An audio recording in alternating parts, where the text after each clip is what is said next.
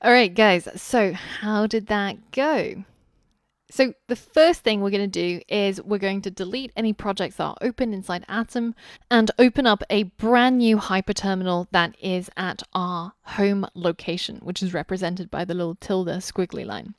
So now that we've got everything clear and ready to go, the first thing we're going to do is we're going to CD into our desktop or CD into any location you wish, and we're going to create our new directory. That's going to be called calculator. So now that we've got our calculator directory, we're going to CD to it. And inside here, we're going to create a new file called calculator.js. So now that we've got our file and our directory ready to go, we're going to initialize npm with npm init.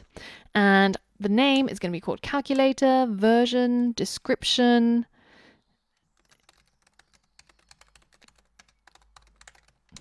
Entry point is going to be at calculator.js.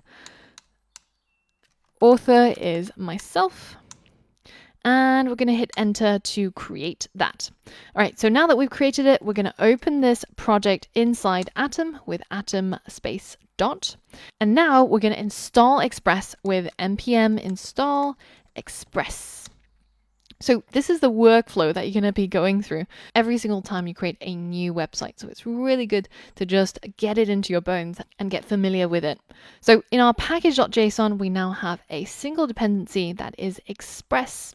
And we can now go into our calculator.js and we can require it. So we're going to create a new const called Express.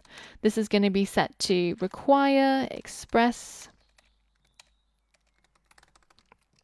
And I'm going to add that comment up here, JS hint, express, ES version 6. So now that we've got our const express, then we're going to set up a new app that is going to be using the express module. And finally, I wanted you to create a home route. So that's going to be app.get. We're going to target the home route, and then we're going to have a callback function with a request and a response. And we're simply going to respond by sending hello world. So now that we've defined our route, then we're going to spin up our server, and we do that with app.listen. And we're going to listen again on port 3000. And then we're going to have a callback that simply logs that server is running on port 3000. All right, so now that we've set up our home route, we've got our app to listen on port 3000. Now you can choose any other port, by the way. You can choose 4040, 8080, 5000, whatever you wish. And you can head over there with localhost, comma, whatever port you chose to see it. But 3000 is the most commonly used port when people are developing locally. So that's what we're going to be using as well. So we're now pretty much ready to run and spin up our server. So let's head over to the command line, making sure that we're inside the project that contains our calculator.js.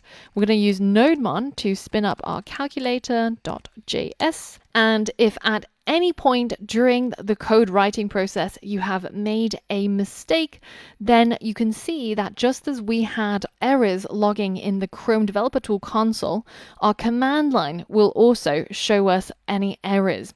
And in this case, it's telling me that express with a single S is not defined. And this is one of the most common things that happens when you misspell or you make a typo or you forget to make a particular word capitalized when it should be.